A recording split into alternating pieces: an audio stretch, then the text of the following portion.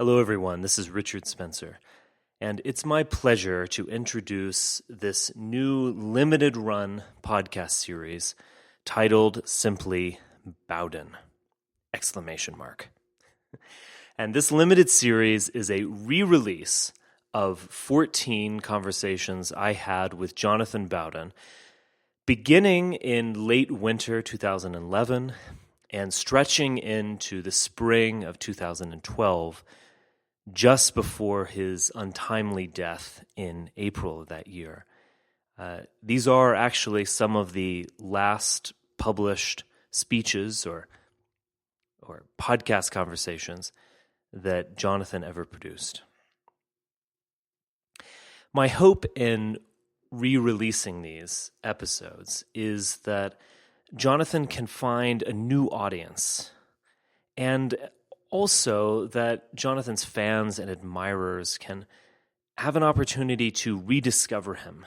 And there really is a lot of wonderful material in these 14 conversations.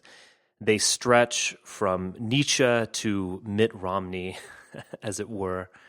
They include discussions of philosophy, of the essential natures of left and right, of the European New Right, what is it, and what is its relevance. And they even go into things like foreign policy, such as the geopolitics and Israel, Iran, and the bomb. My friend and mentor, Louis Andrews, said that we mere mortals give talks. That is, when we're invited to a conference, we'll go up to the podium and string some words together and hope it all makes sense. Some of the best of us can give a speech, that is to speak definitively on a subject and do it with a little panache. Jonathan Bowden, on the other hand, gave orations.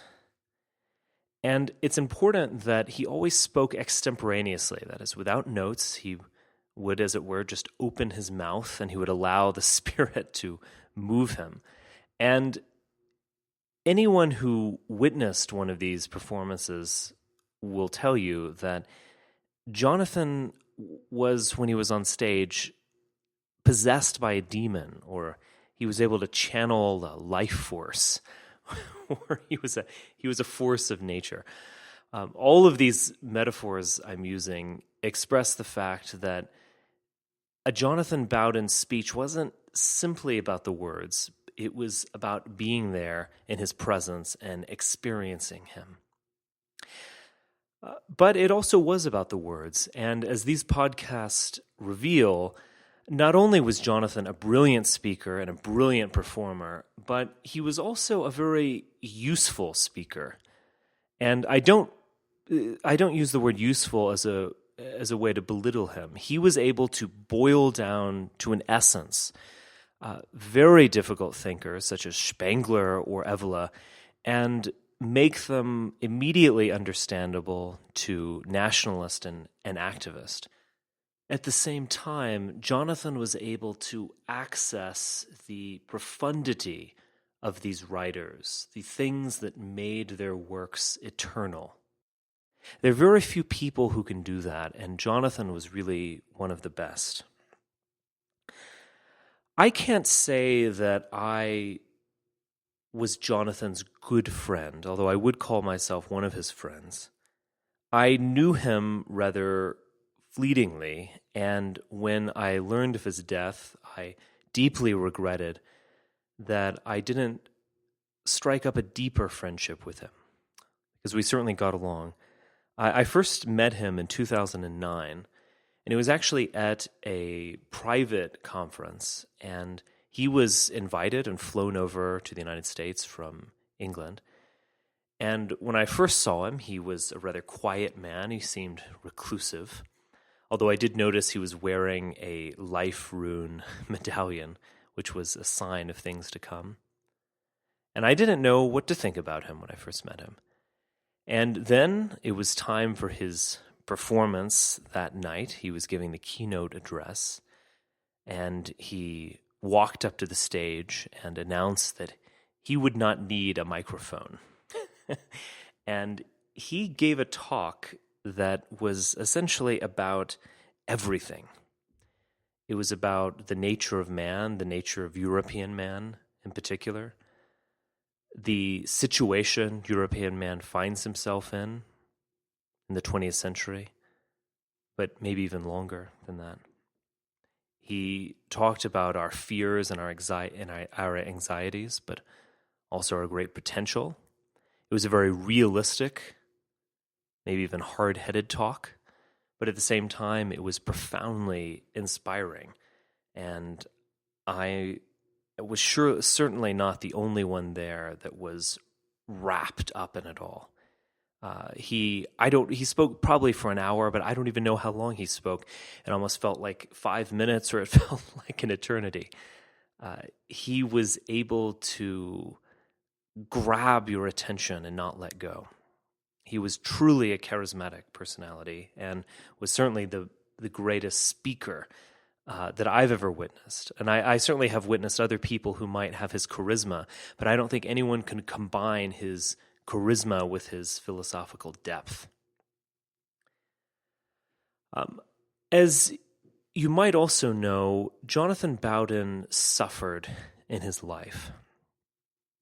He suffered from illnesses, he suffered from mental illness. And I won't go into the details simply because I don't know all of the details for certain, and I don't want to misspeak.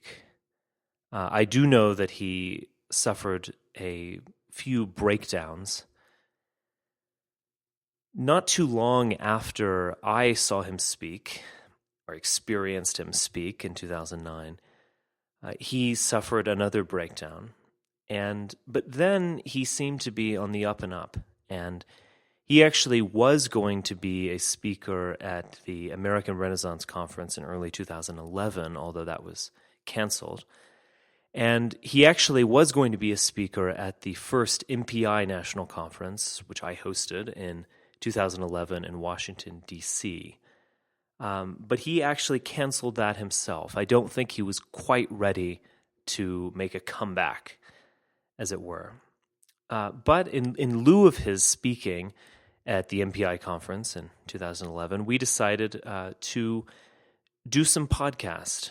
And that is not for him to give a formal speech, but for the two of us to talk about issues. And, you know, a lot of podcasts are very temporal, or very passing. They're about current events.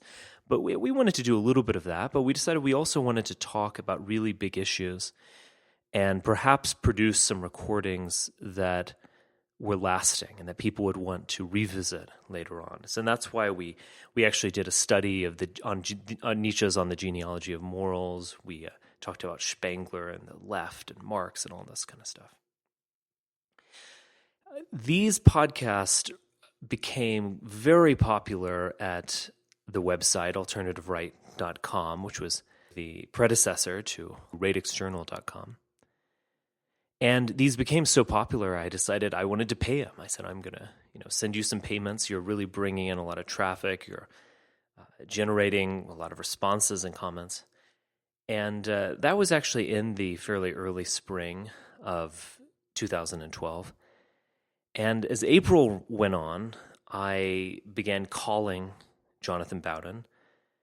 We were going to do a podcast on Ernst Jünger. I was very excited about that, and I began to call him and not get a response. And then I noticed that he never deposited that check that I sent him, and I began to worry. And as it happened, all of our worst fears were actually realized. He succumbed to a heart attack that spring. You could say that Jonathan Bowden always lived on the edge of madness. It was what gave all of his work its power. And that certainly includes his oratory, but it also includes his novels that were, in many ways, streams of consciousness, deeply esoteric and complex. They certainly inform his paintings as well. And you just have to look at them to know what I'm talking about. And so I think being on the edge of madness gave Jonathan Bowden so much of his power. and it might have also destined that his life would be too short. But I remain very proud and very grateful that I was able to complete these podcasts with Jonathan. He has certainly influenced my thinking, and I know he's influenced the thinking of countless others. So while we weep, Valhalla rejoices. These are for you, Jonathan. Thank you.